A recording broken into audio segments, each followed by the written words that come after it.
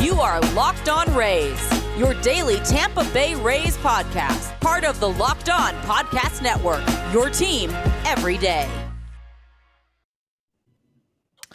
Welcome into another edition of the Locked On Rays podcast. And Ulises, today we have the pleasure of being joined by Lindsay Crosby, host of the Locked On MLB Prospects podcast. Lindsay, thank you for joining us. First time that you're making an appearance on the show, and we believe it'll be memorable based on talking to you for a couple minutes here. Long-time listener, first-time caller. The Rays are one of my favorite teams outside of my own. I'm a Braves fan by trade, and so big place in my heart for the Rays, and enjoy watching their minor league affiliate in Montgomery, as well as what the big league team does, and always have a couple Rays on my fantasy team. Oh, of course. Well, I want to get started before we dive into the 2022 draft. I want to get to know you a little bit and let our listeners and our subscribers on YouTube, who are awesome and trying to get us there, the subscriber count up.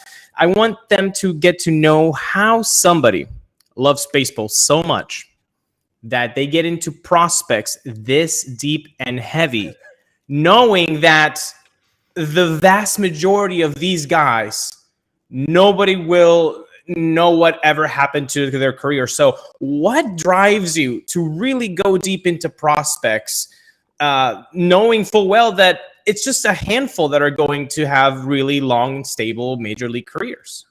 Yeah, so there's a couple things I think that really were attractive about focusing in on prospects. And one is just meeting these players, and y'all have had lots of guys on. Curtis Mead was a great interview and stuff like that. But part of it is just getting to know them before they're superstars and just seeing how dedicated they are to the game. I grew up around the game of baseball. I've always played, I've always watched, I've always been interested in it. And then getting to know a lot of players, whether it was at the high school level, at the college level. I live in a college town, in an SEC college town in Auburn. And so I see a lot of these guys come through, and just seeing the passion that they have and getting to know them as people has been a big reason for it. But then I also just like the positivity, right?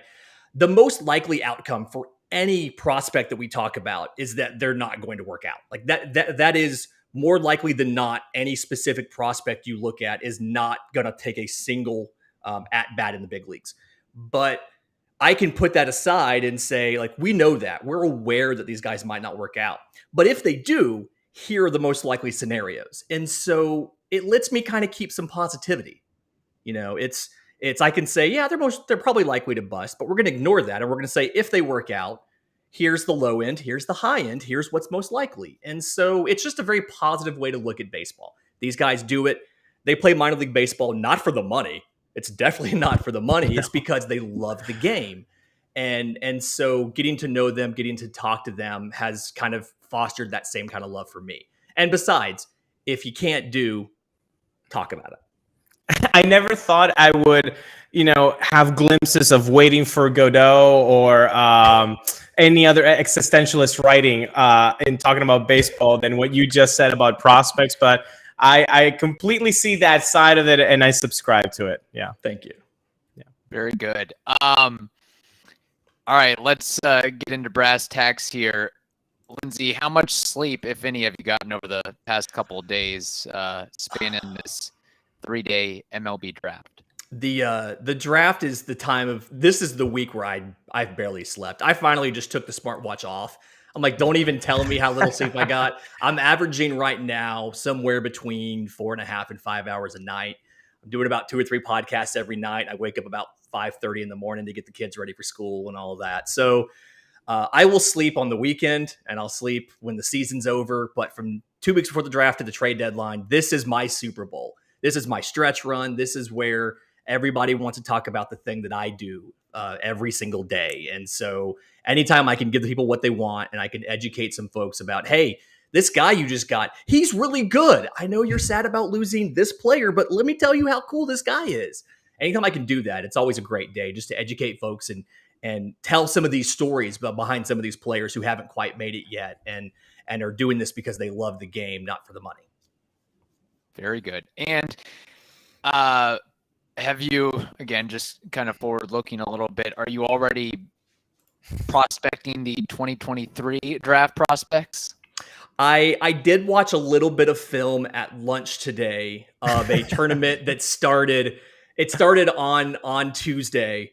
I did watch a little bit of film over lunch of some of the 23 top guys. Looked at the top 10, top 15 or so. I like to try to get past the trade deadline first before I really jump into that, but I couldn't help it. I was kind of in that mood, and so checked out a little bit about who our top 10 might be next year.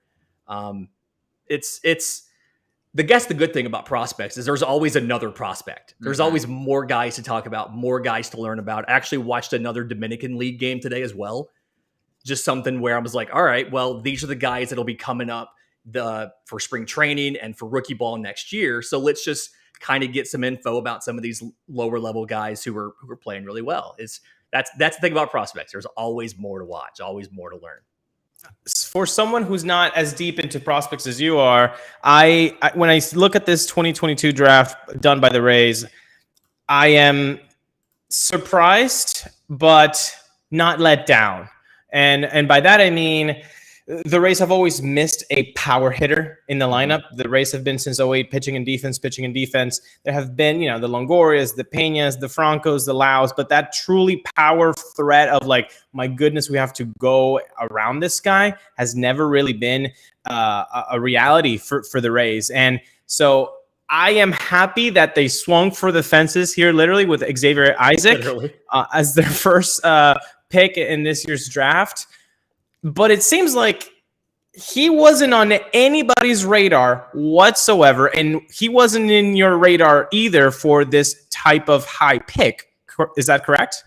Yeah, I had him outside the top 100. I didn't necessarily have him in the first round. And I think that's something, it's kind of like what you talk about. They've never really had that 80 grade, just absolute masher who you have to be terrified of. You tried last year with the Nelson Cruz trade, and it wasn't necessarily as productive as you wanted. But Xavier Isaac's a guy, I think that getting him now is the right time. And I think kind of from some of the stuff that I've heard, it was something where if you didn't take him early and he'd get that slot, you may not have gotten him. He would have went ahead and gone to Florida. So it was something where you had to pull the trigger early, but I think it was the right time to do it. Simply because you want to catch him before he's developed any more bad habits. He's 6'4", 240. So he's a healthy size already. Let's go ahead and catch him before he gets to college, get him in the professional nutrition and development program, and then kind of work on some of the swing and miss that we don't like before he establishes himself as a top 10, top 15 pick. There were whispers that getting him on campus at Florida, letting them do some of the work they've done. You saw Judd Fabian. They had two outfielders on day one. Getting him on campus, letting him hit there would raise his profile a bit. I think were there other options? There were other options. You could have gotten similar production maybe a little bit later with a guy like an Ivan Melendez. Sonny DeShera at Auburn's a guy I've met personally. I've scouted him multiple times. I think he would have kind of done some of that similar work. But Xavier Isaac fits the window a little better. He extends the competitive window because he's only 18. It's going to take him, 4 years to get to the bigs under most situations. And so it gives you time to extend the competitive window, let some of the prospect glut that you have right now, let you guys figure out what's going to happen, because you've got more prospects than you have places on the field right now, which is a good thing to have. But it also means that the upper levels are kind of condensed a bit. And so you don't mind bringing in somebody who's going to have to start off in A ball versus high A or double A, because you have available roster spots lower in the minors.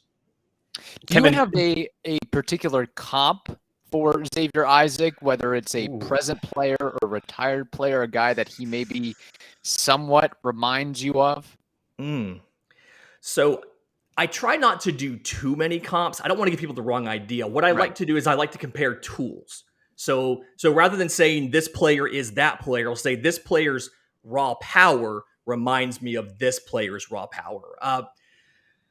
His swing, his just the amount of raw power he has it reminds me of watching a young Albert Pujols.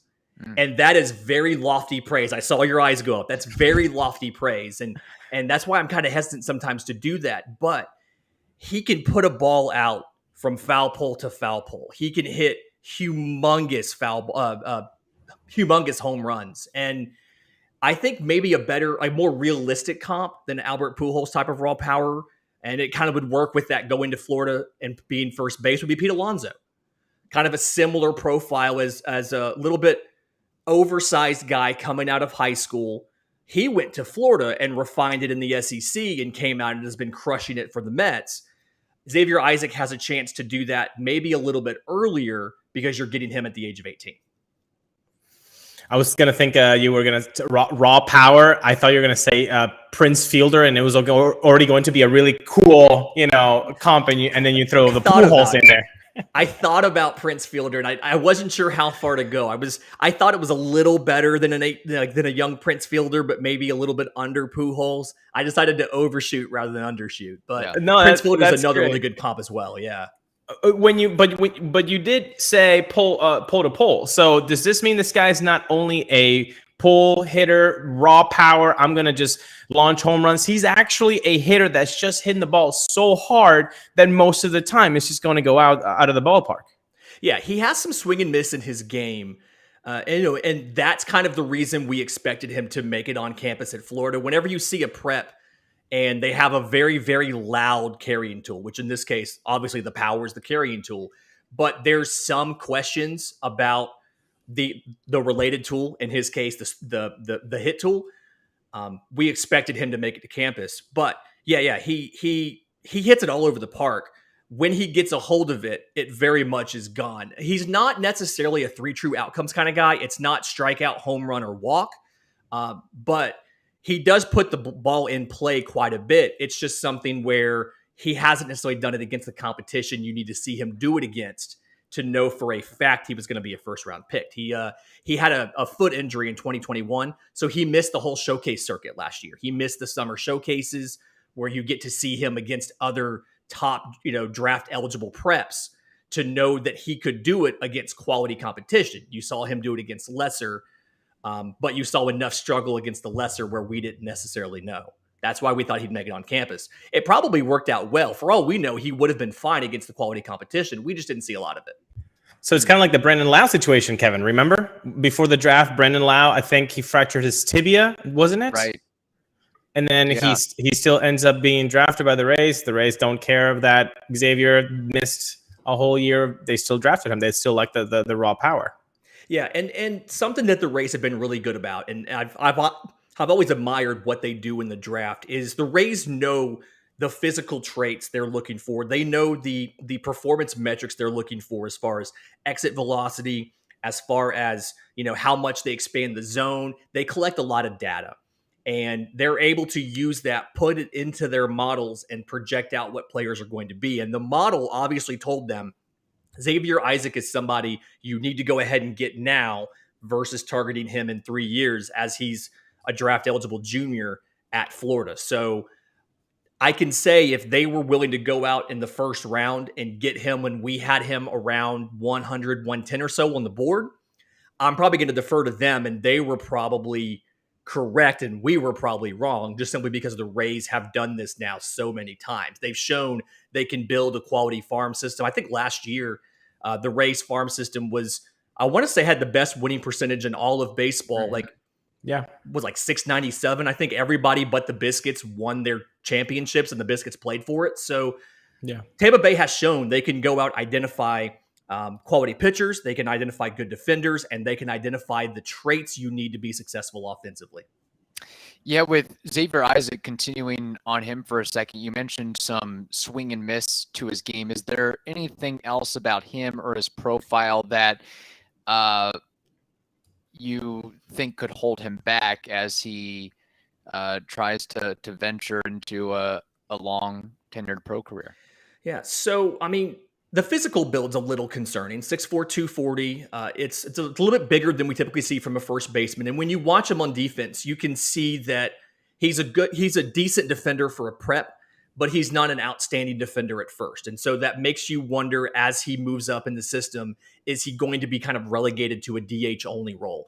And I think about maybe a better comp would have been something like a David Ortiz, where you actually had to have the question of, when we go to a National League park, do we bother giving him a glove or not? Small concern I have, not as much. Partly, I haven't seen a ton of film of his defense. Nobody's going to watch him for his defense. Right.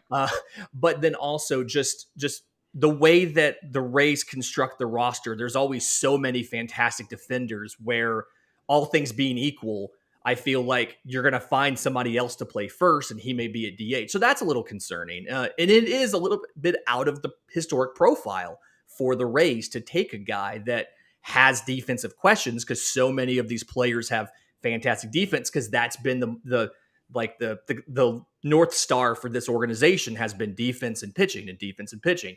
So little concerned about the body and what that does with the speed and then the defense. He definitely is going to have to be carried by the power, and the hit tool is going to have to be good enough to let him make use of that power. Yeah. And Ulises, I mean, we've experienced this already with the Rays. They do have that profile of, hey, let's get up the middle athletes, defensive stalwart types. And we see this season, home runs and power has been an issue. Obviously, Xavier Isaac, it'll be years before we maybe see him in a Rays uniform, but that's sort of, okay, we've stockpiled enough of these middle infield switch hit types that we have to kind of maybe reach a little bit for some power, some pop.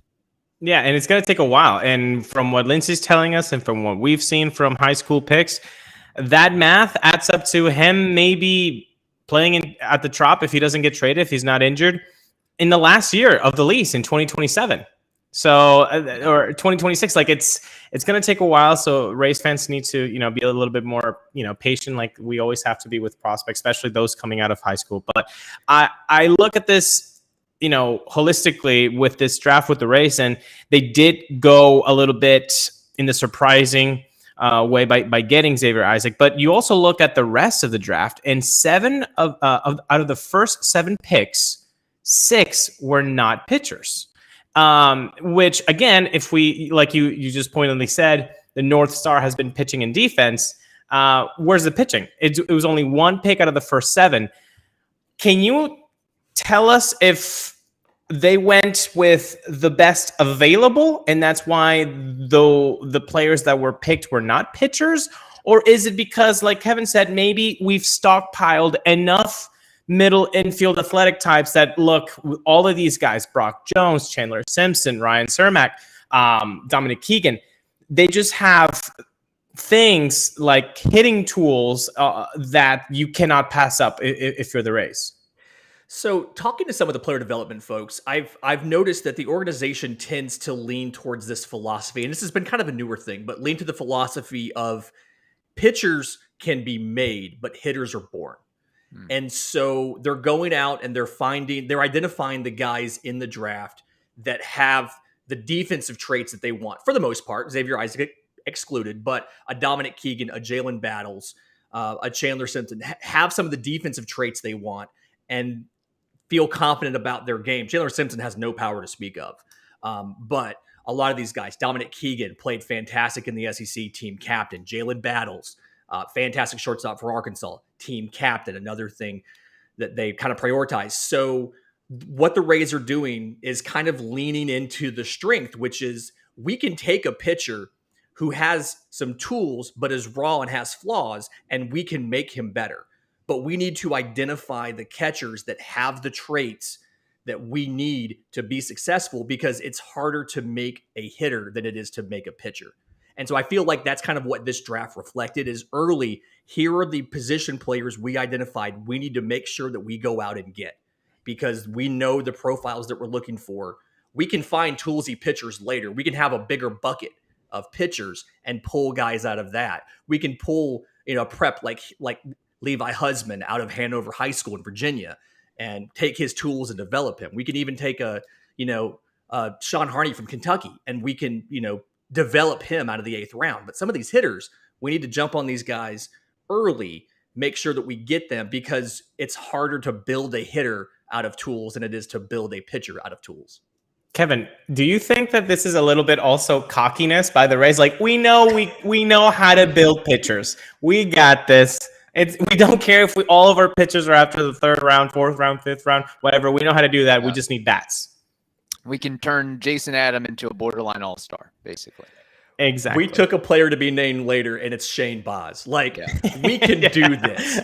All we did was get him and completely changed his entire pitch mix, and it worked. Like, there's a little bit of I'm not necessarily going to say it's a little bit of cockiness, but there's definitely confidence in the player development staff. Like, they know what they're doing. They understand the kinetics of baseball and how it works. And then they have the teachers where they can teach some of these guys. Here's how to maximize the tools you have. Here's how to change what you do to be more effective with your body traits. You know, you have really good extension. Let's talk to you about switching that slider to a curveball because you can release it closer to the plate and you can get it deeper on a batter. You know, things like that. So I think there is a little bit of confidence in the player development. But yeah, no, it's definitely we know we can make a pitcher. We brought Shane Baz up for the stretch run last year. You know, we could do this. And running through this draft with the Rays, you mentioned several names, but did you have a favorite pick of theirs, whether it was in the 5th round, the 10th round, the 15th round, where you're like, man, the Rays, that was a solid choice there? So as somebody, like I mentioned earlier, I live in a college town. I live in Auburn. I actually also cover Auburn baseball for Sports Illustrated. I was very happy that you guys drafted Jalen Battles out of Arkansas. One, just to get him out of the SEC. Because he has terrorized this conference for 3 or 4 years now. But no, I was very excited to see that. The power's not great from Jalen Battles, but defensively, fantastic defender who just hoovers up anything on the left-hand side. And then as long as you can work on some of his plate discipline, he tends to chase a slider and a changeup, especially if they're moving away from him. But if you can clean some of that up, you've got a really good middle infielder for very cheap. He's a senior sign. He's going to go for significantly under slot.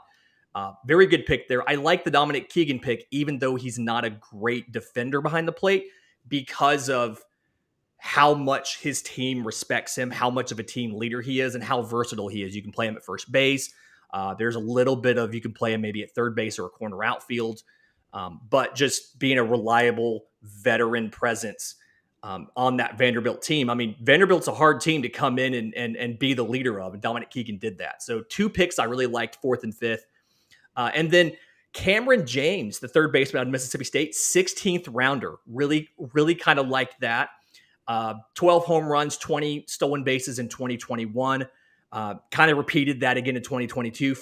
Had double-digit home runs and stolen bases. Hit 303 in the SEC. Not an easy thing to do. Played third base. He also played some left field and some center field. So a lot of versatility there. Struggled a little bit in the Cape in 21. I think that's why he fell so much. But he's got decent power. Has some good speed, some good defensive versatility. You just need to teach him to deal with extreme velocity. Struggles with velo over 94, 95, but that's something that you can kind of work on with time. That's something where he just didn't always get to see that on a reliable basis. So late round guy, odds are, like we talked about earlier, odds are he's probably not going to work out. He's a 16th rounder, but if you can make a couple tweaks to what he does, help him catch up to some velo, I think that he might be a sneaky, pull power kind of utility guy who can play infield and outfield for you. Going back to Jalen Battles, I'm intrigued because there are also a couple of middle infielders. One that has gained some pop in Xavier Edwards, and one in Greg Jones that maybe not so much. When you look at those 2 comps, because obviously as this being Locked On Rays, we don't comp only to MLB players. We have a stocked farm system that we're also comping to guys that are prospects too. So looking at Jalen Battles, how does he grade in comparison to Greg Jones and Xavier Edwards with the glove? Maybe the plate discipline is obviously a little bit lower, but what about the glove of Jalen compared to Xavier and to Greg? So I would say he has a better defense than Xavier Edwards, and he's pretty close. I'm going through it back and forth in my head. He's pretty close to Greg Jones, and I think that's just something I'm trying to pull up some of my recent notes. I saw Greg Jones just about 2 weeks ago. I'd say they're probably about the same. Greg Jones and Battles are the same. I'd maybe give a couple points extra to Battles, but for the most part, they're about similar. I do think he's got more power than Xavier Edwards, although Edwards has had a fantastic year, has really unlocked the line in Durham. More home runs this year than he had in his minor league career so far. Right. And so that's another reason why I like the Battles pick is obviously something the organization did. I'm giving the organization the credit here. It's obviously him as well, but something the organization did helped him figure out that next step. I mean, and you look, now he's up there as a top 5 prospect when I don't think we were talking about him in the top 10 going into this year because the power was like a 20 grade. And so it's something where if Xavier Edwards can do it, if they can get him to have power like that, that makes me think, one, Chandler Simpson's a very good comp for where Xavier Edwards was when they came out of the draft. And then it makes me think Battles to Greg, those two guys together can be comparable. And it's something where now you can say, all right, when we're ready to call these guys up, we have versions of these guys we just put into the minor league system. Here's how we develop the guys we just called up. We can do take the exact same lessons, the exact same skills that we taught them and teach it to these new guys. So it's a kind of a good example of knowing what traits you're looking for, plugging it into your model and following the plan as you went through the draft. They said, here's a guy we know we can teach somebody with low power to do this. And, we know we can take a good defender and we can get him this and make him better this way. So I think those two guys comp well to those two guys in the system. Simpson, Battles to Greg, and then Simpson, the other one. And one more name, wasn't Akita Williams also a glove first guy? Kevin, was that from last year's draft or the year I want to before? say it was from the 2020 draft, although time could be escaping me. That Alika was Alika Williams, short and out of Arizona State. He was a first round supplemental in 2020. Yeah, second highest drafted Arizona State shortstop of all time. Who's the first? A Red Sox guy in the early 2010s, like 24th or something like that. He didn't take a single at bat in the bigs, but he's the only one who was higher than Alika Williams. Really? And Arizona State is, historically, it's been. It's a pretty decent baseball school. That's what's really surprising about it. There's every now and then. That's the fun thing about the draft is you'll find this really odd thing like, wait, they've never had a first round pick, or they've never done this. So that's one of those things. But yeah, he's the same kind of thing. Best defender in the minor league system. But Williams needs to drive the ball more. He needs to be a little patient, get a little stronger. He's a little undersized at 6'2", 180. I think he could probably add, probably a good 10 pounds of muscle, and that's something that'll come with time. But kind of fits that same profile of a guy that, has good defense, has a good arm, has decent contact ability, but struggles with the power a bit. Kind of that same mold. And you see they get him and you give him enough time and you get a guy where the lessons will stick and you can turn that guy into a Xavier Edwards. And then, everything works right. You can turn him into a Brandon Lau. Mm-hmm. Yeah. And we've got some more draft questions for sure, but the Alika Williams statement just kind of made me want to think about the Rays' current farm system and current crop of prospects. And Lindsay, you do host the Locked On MLB Prospects podcast, so who better to ask than you? But within the system right now, who is your favorite Rays prospect? Is it Taj Bradley? Is it Curtis Mead? Is it Carson Williams? Is it Greg Jones? Is it Xavier Edwards? Is it Cole Wilcox? Like who is that guy that, man, I'm going to bat for this dude? I keep going back and forth. So I keep waffling between Curtis Mead and Taj Bradley. And part of it is Curtis Mead was so great when he was on your show. I really enjoyed listening to him. I can listen to Australians talk all day. It's fun to listen to. But I've been just really impressed with some of the changes that he made. I actually got a chance to see him in Montgomery. I was there at the last game before he was promoted to Durham this year. Made it there, saw him for the last time. So I keep going back and forth. And with with Mead, it's something where I think I had underrated his defense, and I was there with some members of the Biscuits, not players, but some staff members, and one of them has heard me talk about Curtis Mead on the show before, and I talked about his defense being a little bit below average and kind of outside of the model. And every time he made a fantastic pick at third, he made one of those barehanded scoop and grabs. Guy just turns to me and he's like, he's got bad defense, right? Is that what you said? So I think that if Curtis Mead's defense is better than I thought it was, then I think he's probably the number one prospect. But Taj Bradley, I think, has the higher ceiling. Taj Bradley, to me, is, fastball, slider, both those pitches are plus pitches. The changeup is above average. The curveball is close. I think the curveball can get there as well. And just a guy, he's had some time. 2018, fifth rounder, I think. So he's had a couple years, but I mean, he's this close. I could see him, depending on how things go at the end of the year, I could see it as something where maybe he's up kind of like a Shane Baz was, where towards the very end of the year, you bring him up. I mean, he's got a 1.70 ERA in 16 games in Double-A. He's over the innings pitched mark where it's not a sample size issue. This is who he is. He's probably deserving pretty soon of a promotion to Durham. And it's something where when you're a contending team, it's very hard to call up a prospect and let them learn at the big league level. But I think that there's a space here soon to send Taj Bradley to AAA and then give him an end of season call up. Let him get a couple games, kind of like you did for Shane Baz last year, and see what he does with it. So Curtis Mead right now, I like him a little bit more. I think Bradley's got the higher ceiling, and a dude that, I mean, he may be a number one, number two if everything works out correctly. Kevin, I think we do have to give the bump on this podcast to Curtis Mead, a friend of the podcast. Yeah, he'll be the number one, and then Taj Bradley can take number two, of course. Yeah, until we've interviewed Taj Bradley, it's got to stay with Curtis Mead, and Curtis Mead said he'd like to come on the show again too. So that's right. Taj, the ball is in your court, man. It's right here. The Locked On Rays podcast bump.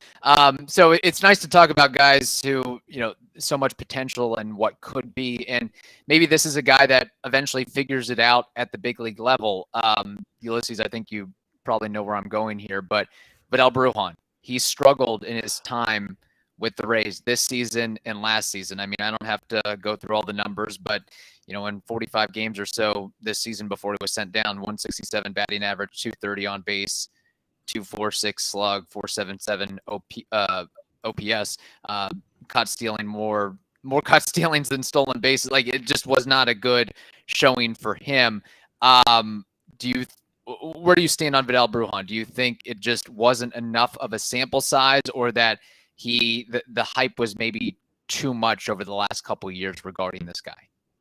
So I think maybe one is being the next prospect to debut after Wander Franco maybe sets a little bit of unrealistic expectations in the fan base's mind for what he's going to be. He genuinely talented. He genuinely is the fastest player in this system, the best base runner in this system. But I think that the issue here is, one, he's never had a chance to get into a routine. He's playing multiple positions. He's not getting consistent playing time. And then also, I think it's just the power is not really there. And that's something where obviously they also wanted him to develop some of that power like some of these other guys have, and it never really came in. And so look at a guy like a Billy Hamilton. I'm not saying Vidal Brujan's going to be a Billy Hamilton, but that's another situation where I think of where somebody has just very little power, fantastic speed, good at everything else, just doesn't have any power to speak of, and the limitations it can put into your game. And so, I mean, I think Brujan's average exit velo is 87 miles an hour, something around there. So incredibly versatile, very useful, a guy that you can put on your bench. You can defensive replacement. You can put him in to run in extra innings. If your catcher was the last out in the 9th and he's going to be your runner in the 10th, put Brujan in there. I think I saw Brujan, I want to say it was at Double-A in 19. I want to say he scored from second on a sac fly. I mean, tons of speed. It's just him getting into the groove of baseball. I really think consistent playing time every day is probably what he needs. As much as I want to see him at the big league level, when you're contending, like I said earlier, you can't let him learn on the job. Vidal Brujan's a guy, I put him in AA. I put him at one position. I let him play every day. I let him get into a groove. And then if I have some sort of injury at the big league level where I know, hey, now I can play him every day in center. I can play him every day at second, something like that. Then I bring him up and I let him play every day. He feels like that kind of player that just needs the routine, needs the consistency to really get into a groove. You know, Lindsay, we play a game on Fridays usually called Name That War. And it's where we take a player from the past and we ask each other, hey, can you guess X player's, war according to Baseball Reference? Okay. You mentioned Billy Hamilton. And so I went on Baseball Reference and I see that he spent 10 years already in major leagues and he has a career B WAR of 10.2. I was going to guess. Oh, sorry, my bad. I'm going to guess 10.1. There you go. Very close. But my point with this is that's a career that most of the prospects that you dive deep into would love to have. So if he ends up being a Billy Hamilton type, I don't think that's a bad thing, is it? Or is it because the expectations were so high that would be a bad result? It would be perceived as a disappointment by a lot of fans. And I think part of that is, like you said, the expectations were so high. And again, he was kind of in an unfortunate situation because you see Wander Franco come up and do so well right away, get the long contract. I don't think he ever batted below third in that first season he was up, right? And so Brujan coming up right after that set some expectations, but you're absolutely right. Billy Hamilton's been a big leaguer for 10 years. I believe Billy Hamilton has a World Series ring. Like he's played in the postseason. He's been a part of winning teams. And that is, like you said, that is more of a career than most big leaguers have. So if Vidal Brujan ends up at only Billy Hamilton, it's a success compared to most prospects who never even get a single play in the big leagues. No, when you get your pension, that's a huge deal. Corey Kluber just got the 10-year mark, which means he'll get his pension. And I remember, I think it was Mark talking with the Times, he referenced how many guys reached that 10-year mark. I mean, I think it's like 10, 12%. If that, I might even be, I may be over cushioning it. Yeah, 7%. I think so. So it's not a very large number at all. Now, Vidal Brujan has some work to do because he has a negative 1.2 B WAR as of right now. So we'll see what happens with all that. Speaking of WAR, Lindsay, let's have a little fun here with the 2022 MLB Draft.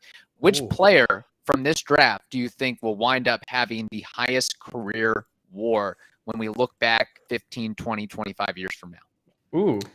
The answer I want to say is Drew Jones, but I think you mean of your team's draftees, right? No. Well, actually, sure. Let's do it. Let's do the Rays and league wide. Okay. Drew Jones. Huh. Okay. Yeah.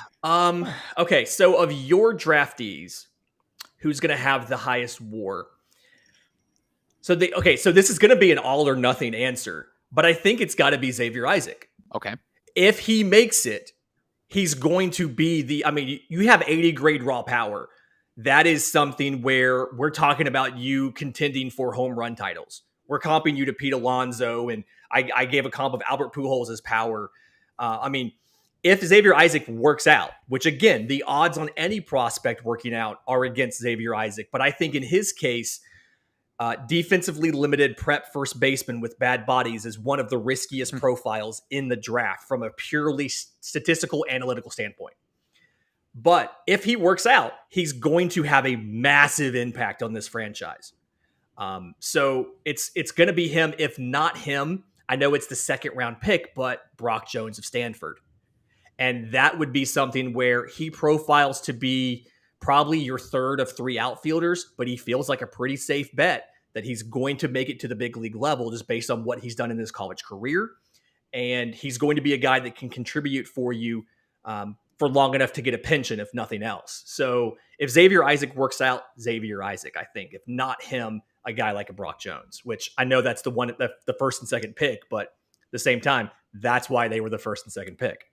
For those keeping track at home, Pete Alonso has played 4 seasons and he's got a 12 B WAR, so averaging out to 3 WAR per season. A 3 WAR per season on a guy that's limited with the glove, that is just going to hit dingers.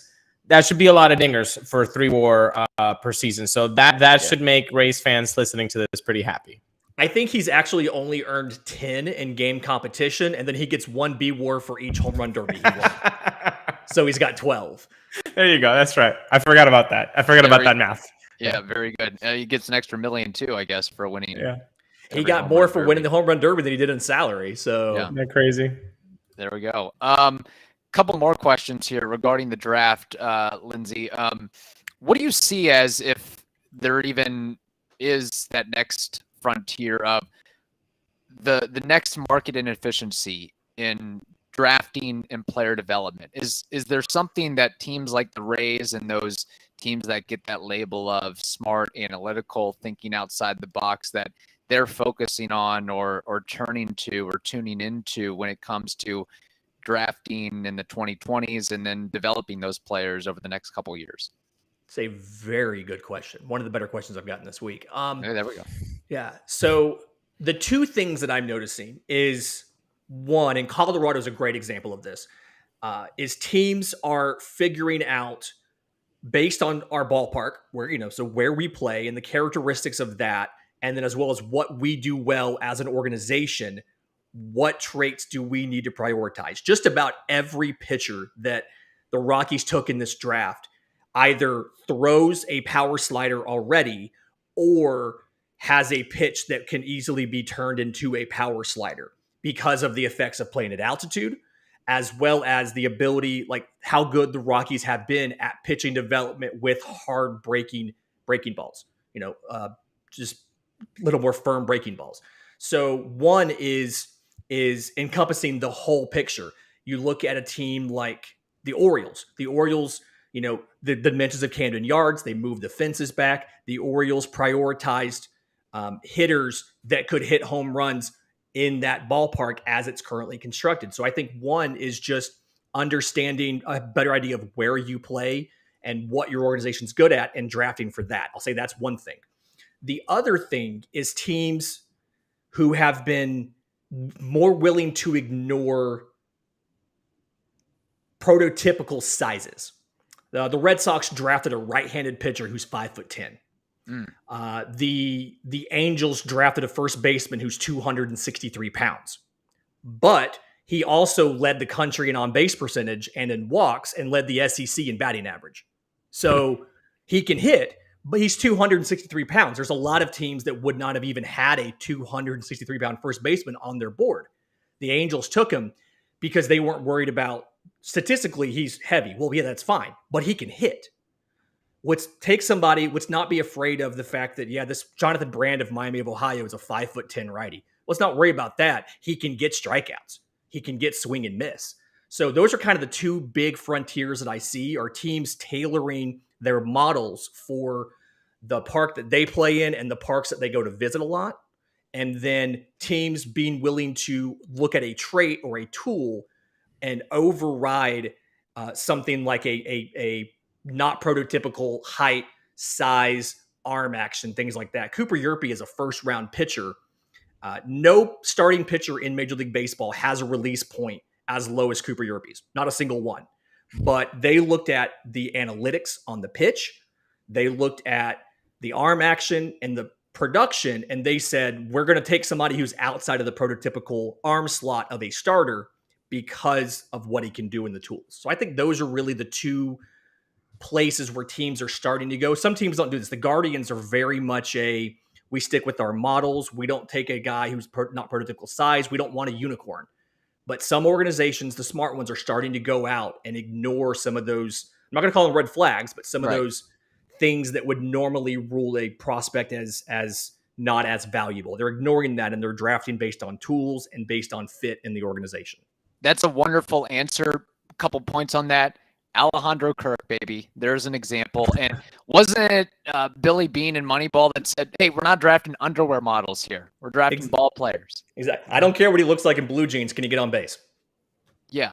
It's quote from the movie. I mean, right there. It's kind of the same thing. He's like, this is what we value. And right now, if people are passing over these players because, Scott Hatterberg, they're passing over him because he can't throw. Well, that's fine. We'll find somewhere else to put him. We want him because he gets on base. That's what some of these teams are starting to do. So or they stand on the dish like a duck, like Ulises. Like, who cares?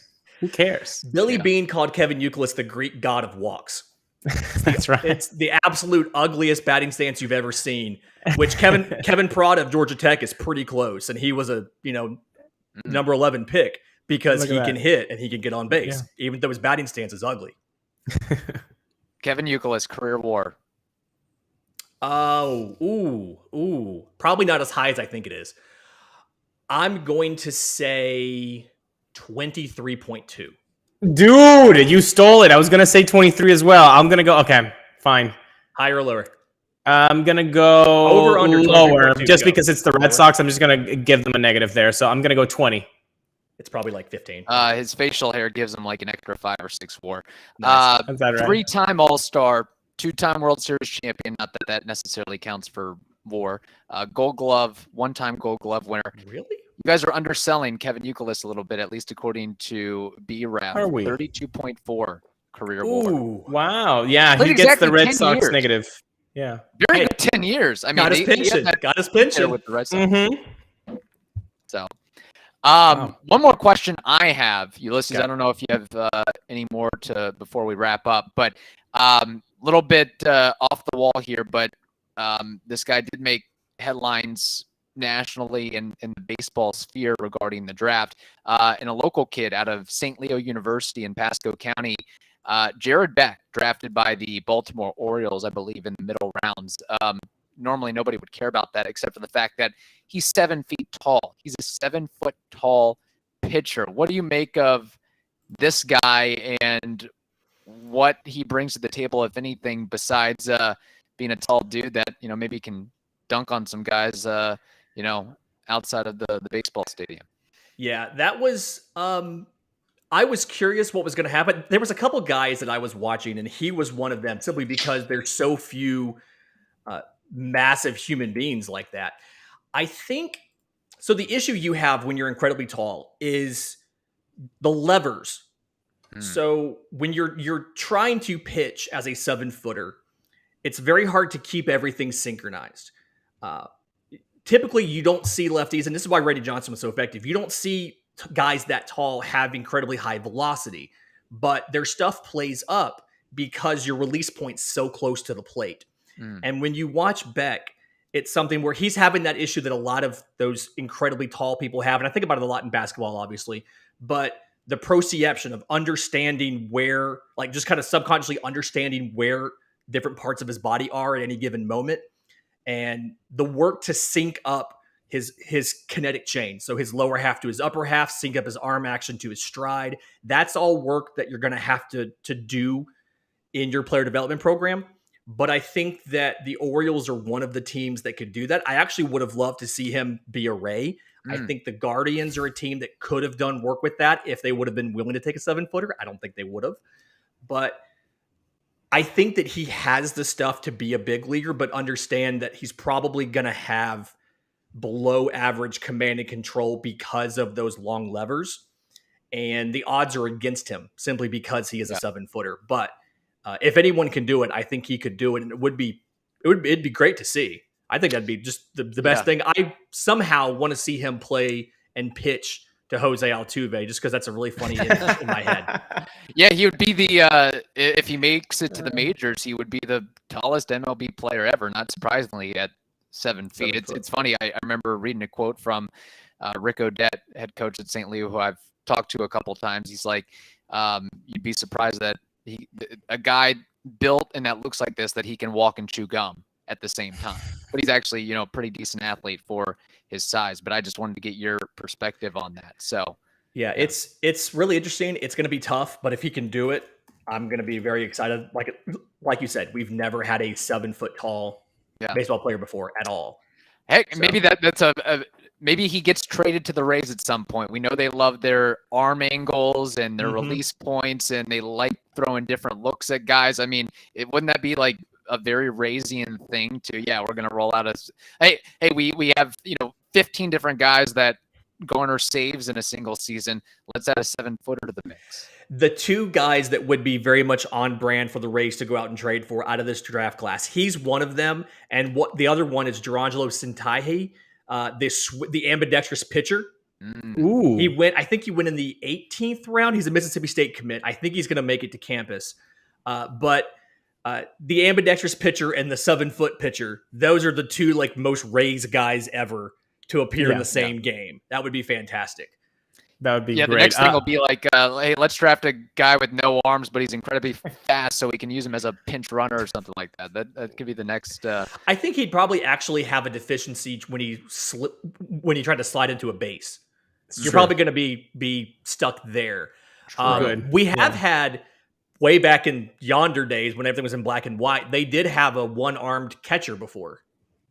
There was also Jim Abbott, who threw that no-hitter right for the Yankees too, with one arm. So yeah, there's always those stories that are great. Yeah. Lindsay, I cannot thank you enough for coming on and not only having a good time with us, but making us smarter, making us just think differently about prospects. For everybody that is subscribed to the channel and is listening to this on their favorite podcast platforms, I know that they really enjoyed you. So can you tell them where they can find your stuff on Twitter, Instagram, on your podcast, everything?